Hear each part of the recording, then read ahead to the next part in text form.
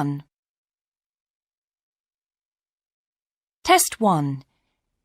You will hear a number of different recordings, and you will have to answer questions on what you hear. There will be time for you to read the instructions and questions, and you will have a chance to check your work. All the recordings will be played once only. The test is in 4 sections. At the end of the test, you will be given 10 minutes to transfer your answers to an answer sheet. Now turn to Section 1.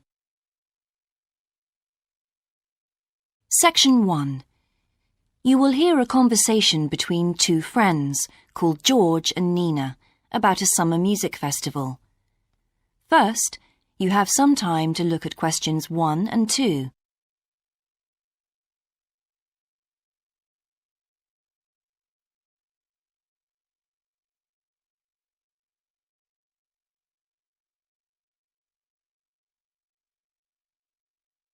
You will see that there is an example that has been done for you. On this occasion only, the conversation relating to this will be played first. Hi, George. Glad you're back. Loads of people have phoned you. Really? I felt just like your secretary. Sorry. I went into the library this afternoon to have a look at a newspaper and I came across something really interesting. What? A book? No, a brochure from a summer festival, mainly Spanish music. Look, I've got it here. George says that he found a brochure from a festival, so B has been circled as the answer. Now we shall begin. You should answer the questions as you listen, because you will not hear the recording a second time. Listen carefully and answer questions 1 and 2. Hi, George. Glad you're back. Loads of people have phoned you. Really? I felt just like your secretary. Sorry. I went into the library this afternoon to have a look at a newspaper and I came across something really interesting. What? A book? No, a brochure from a summer festival, mainly Spanish music. Look, I've got it here. Spanish music? I really love the guitar. Let's have a look. So what's this group, Guittarini? They're really good. They had a video with all the highlights of the festival at a stand in the lobby to the library, so I heard them. They play fantastic instruments, drums and flutes and old kinds of guitars. I've never heard anything like it before. Sounds great. Okay, shall we go then? Spoil ourselves? Yes, let's. The only problem is there aren't any cheap seats. It's all one price. Well, in that case, we could sit right at the front. We'd have a really good view. Yeah, though I think that if you sit at the back, you can actually hear the whole thing better. Yes. Anyway, we can decide when we get there. Before you hear the rest of the conversation, you have some time to look at questions 3 to 10.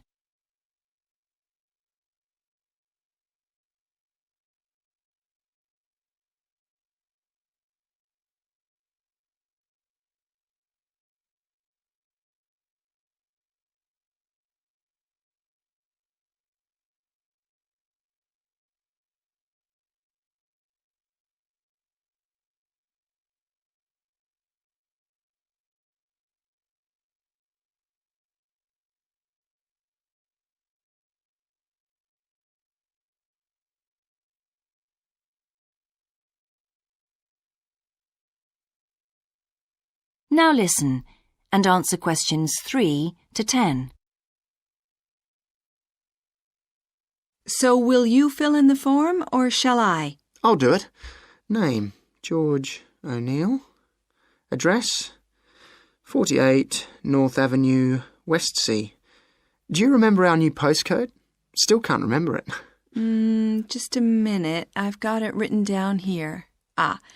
WS6 2YH. Do you need the phone too? Please. I'm really bad at numbers. 01674 553 242. So let's book 2 tickets for Guittarini. Okay. If you're sure $7.50 each is all right, how do you feel about the singer? I haven't quite decided, but I've noticed something on the booking form that might just persuade me. What's that then? Free refreshments. Really? Yes, look here. Sunday, 17th of June. Singer. Ticket, £6, includes drinks in the garden. Sounds like a bargain to me. Yes. Let's book 2 tickets for that. So, what else? I'm feeling quite keen now. How about the pianist on the 22nd of June? Anna Ventura? I've just remembered that's my evening class night. That's okay. I'll just have to go on my own. But we can go to the Spanish dance and guitar concert together, can't we? Yes, I'm sure Tom and Kieran would enjoy that too. Good heavens, £10.50 a ticket. I can see we're going to have to go without food for the rest of the week. We'll need to book 4. Wish we were students. Look, children, students, and senior citizens get a 50% discount on everything. If only. That is the end of section 1. You now have half a minute to check your answers.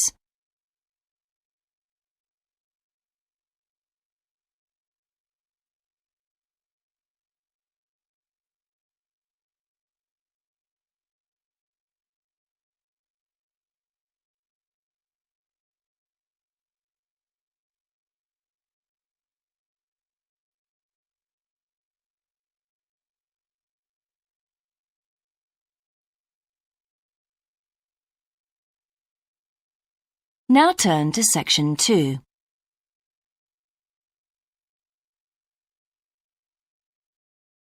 Section 2. You will hear the education officer of a dinosaur museum giving information to some teachers who are planning a school visit. First, you have some time to look at questions 11 to 15.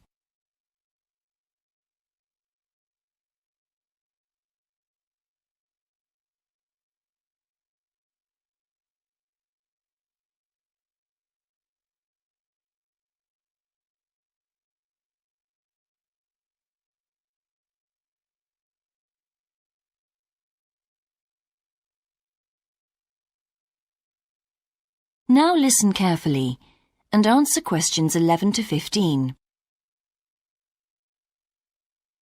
Hello, and thank you for asking me to your teachers' meeting to talk about the Dinosaur Museum and to tell you a bit about what you can do with your students there. Well, let me give you some of the basic information first. In regard to opening hours, we're open every day of the week from 9 a.m. to 8 p.m. except on Mondays, when we close at 1:30 p.m. And in fact, the only day in the year when we're closed is on the 25th of December. You can book a guided tour for your school group any time that we're open. If you bring a school group to the museum, when you arrive, we ask you to remain with your group in the car park. One or more of the tour guides will welcome you there and brief you about what the tour will be about. We do this there because our entrance is quite small and we really haven't got much room for briefing groups in the exhibition area. As far as the amount of time you'll need goes, if you bring a school group, you should plan on allowing a minimum of 90 minutes for the visit. This allows 15 minutes to get on and off the coach, 45 minutes for the guided tour, and 30 minutes for after-tour activities. If you're going to have lunch at the museum, you will of course have to allow more time. There are 2 cafes in the museum with seating for 80 people. If you want to eat there, you'll need to reserve some seating, as they can get quite crowded at lunchtime. Then, outside the museum at the back, there are tables, and students can bring their own lunch and eat it there in the open air. Before you hear the rest of the talk, you have some time to look at questions 16 to 20.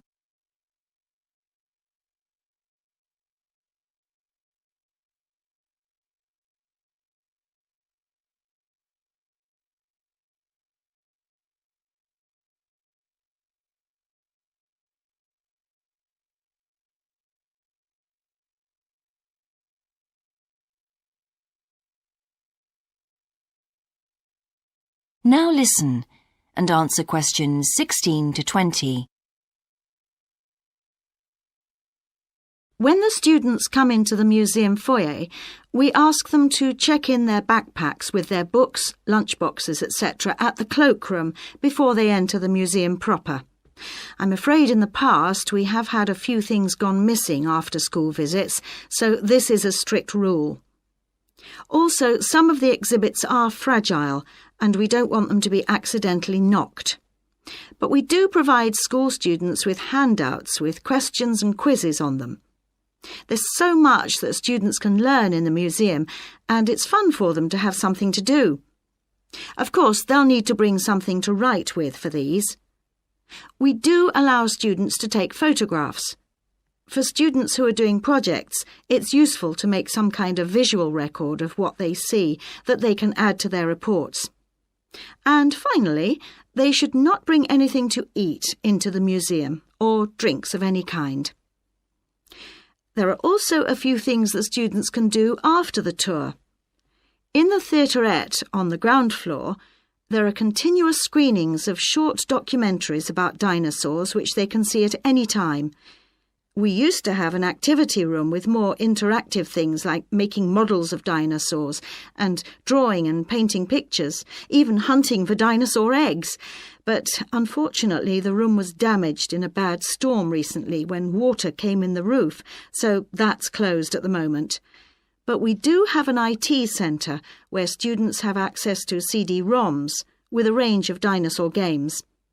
These games are a lot of fun, but they also teach the students about the lives of dinosaurs, how they found food, protected their habitat, survived threats, that kind of thing. And I think that's all I have to tell you. Please feel free to ask any questions if you would like to know anything else about. That is the end of Section 2. You now have half a minute to check your answers.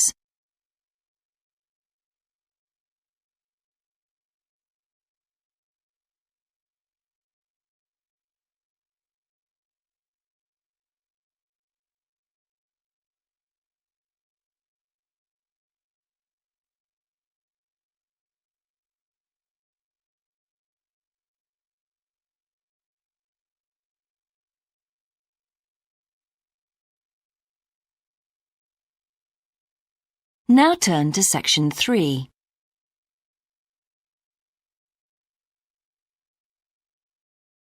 Section 3. You will hear a student called Sandra talking to her tutor about a draft proposal she has written for a competition. First, you have some time to look at questions 21 to 24.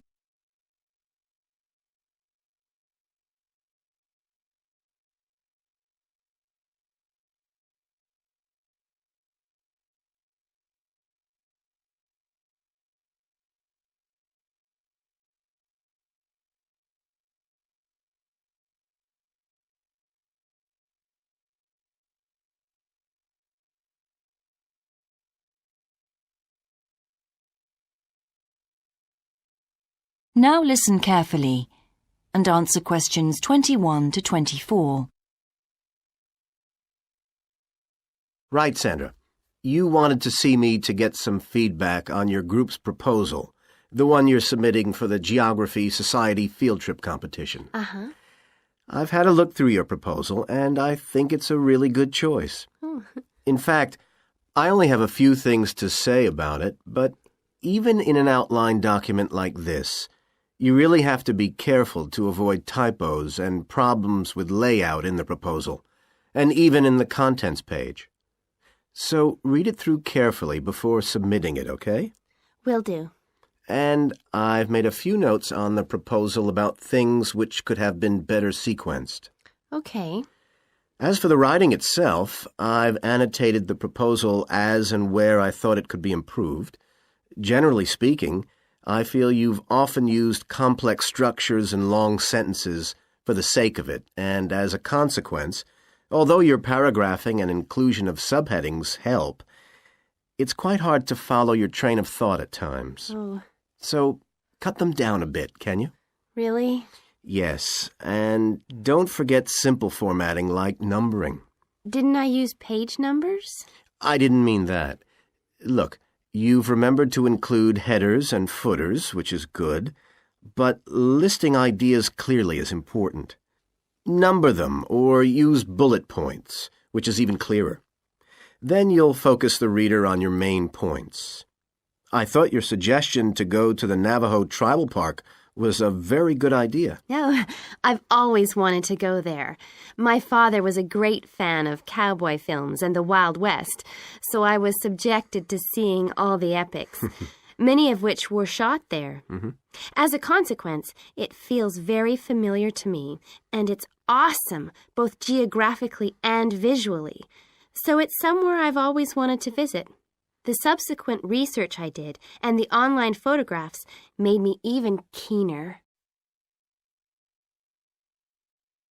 Before you hear the rest of the conversation, you have some time to look at questions 25 to 30.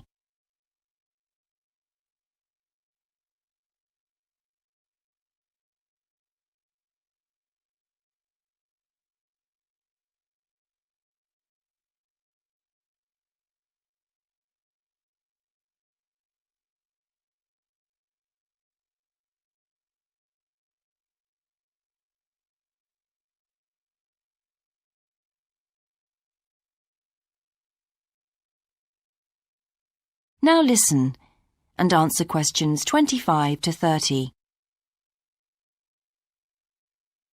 Interesting. Right, let's look at the content of your proposal now. Did you find it comprehensive enough? Well, yes and no. You've listed several different topics on your contents page, but I'm not sure they're all relevant. No? Well, I thought that from the perspective of a field trip, one thing I needed to focus on was the sandstone plateau and cliffs themselves. The way they tower up from the flat landscape is just amazing. The fact that the surrounding softer rocks were eroded by wind and rain, leaving these huge outcrops high above the plain. It's hardly surprising that tourists flock to see the area. Well, yes, I'd agree with including those points. And then the fact that it's been home to Native American Navajos and all the social history that goes with that. The hardships they endured trying to save their territory from the invading settlers. Their culture is so rich. All those wonderful stories. Well, I agree it's interesting, but it's not immediately relevant to your proposal, Sandra. So, at this stage, I suggest you focus on other considerations. I think an indication of what the students on the trip could actually do when they get there should be far more central, so that certainly needs to be included and to be expanded upon. And I'd like to see something about the local wildlife and vegetation, too. Not that I imagine there's much to see. Presumably the tourist invasion hasn't helped. Okay, I'll do some work on those two areas as well. But you're right, there's not much apart from some very shallow-rooted species. Although it's cold and snowy there in the winter, the earth is baked so hard in the summer sun that rainwater can't penetrate. So it's a case of flood or drought, really. So I understand. Now, before we look at everything in more detail, I've got a few factual questions for you. It would be a good idea to include the answers in your finished proposal, because they're missing from your draft. Fine. So you mentioned the monoliths and the spires, which was good. But what area does the tribal park cover? Do you know? 12,000 hectares, and the plain is at about 5,850 meters above sea level. Larger than I expected. Okay, where's the nearest accommodation? That's a practical detail that you haven't included. Have you done any research on that? Yes, there's nowhere to stay in the park itself, but there's an old trading post called Goulding quite near. All kinds of tours start from Goulding, too. What kind of tours? Well, the most popular are in four-wheel drive Jeeps, but I wouldn't recommend hiring those. I think the best way to appreciate the area would be to hire horses instead and trek around on those. Biking is not allowed, and it's impossible to drive around the area in private vehicles. The tracks are too rough. Okay. Lastly, what else is worth visiting there? There are several caves, but I haven't looked into any details. I'll find out about them. Okay, good. Now what I'd like to know is more about... That is the end of section 3. You now have half a minute to check your answers.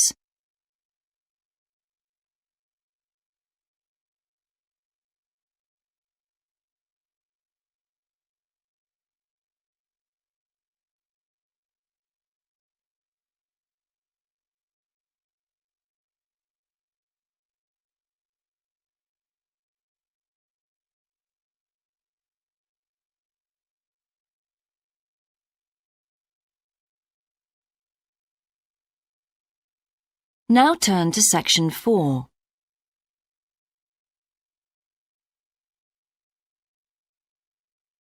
Section 4. You will hear a lecturer's introduction to a geography module. First, you have some time to look at questions 31 to 40.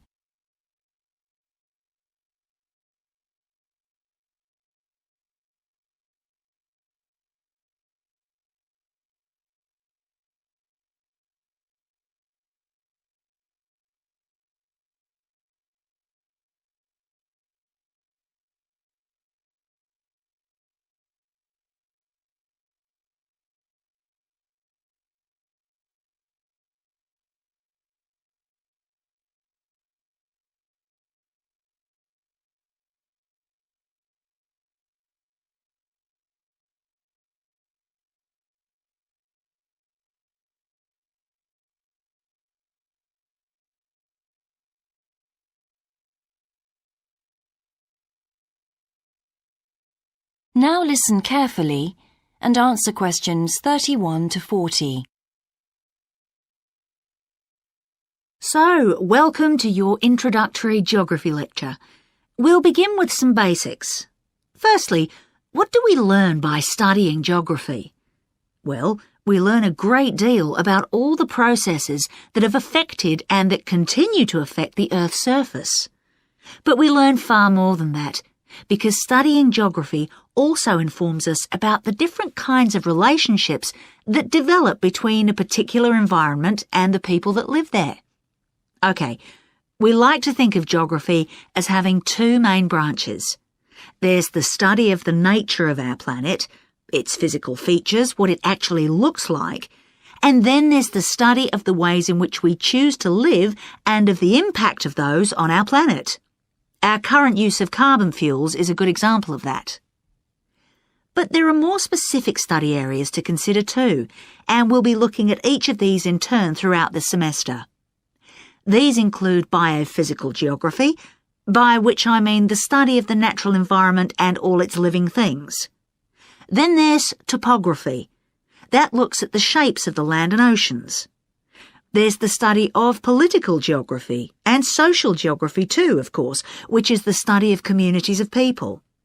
We have economic geography, in which we examine all kinds of resources and their use, agriculture, for example. Next comes historical geography, the understanding of how people and their environments and the ways they interact have changed over a period of time. And urban geography, an aspect I'm particularly interested in, which takes as its focus the location of cities, the services that those cities provide, and migration of people to and from such cities. And lastly, we have cartography. That's the art and science of map making. You'll be doing a lot of that. So, to summarise before we continue, we now have our key answer. Studying this subject is important because without geographical knowledge, we would know very little about our surroundings and we wouldn't be able to identify all the problems that relate to them. So, by definition, we wouldn't be in an informed position to work out how to solve any of them.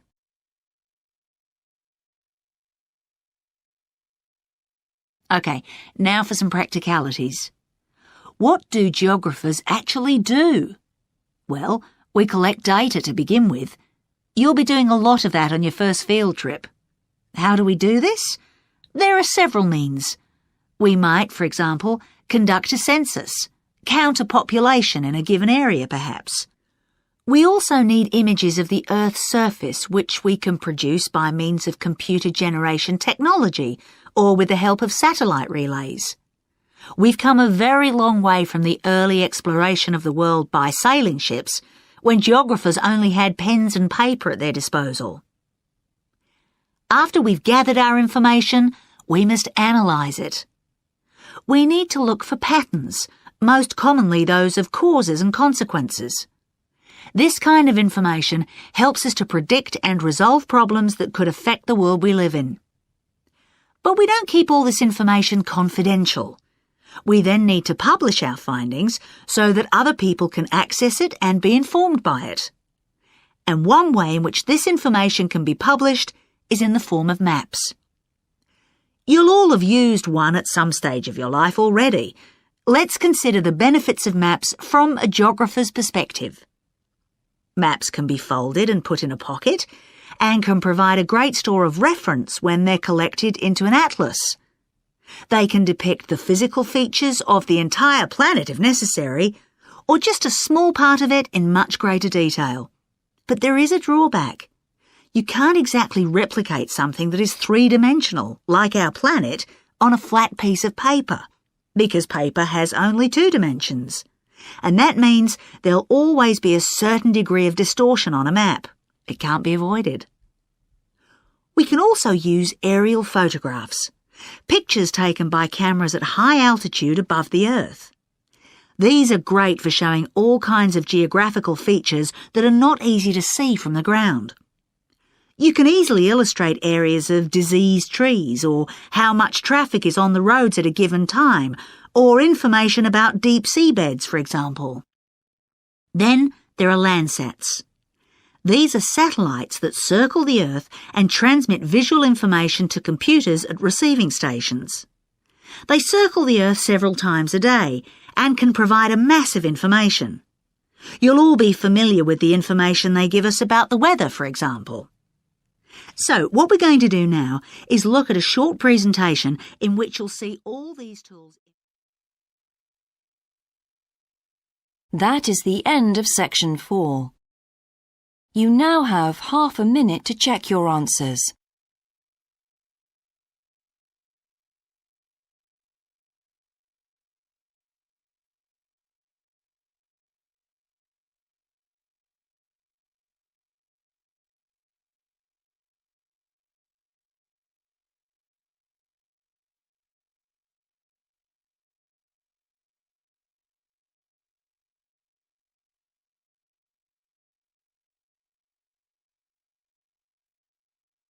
That is the end of the listening test.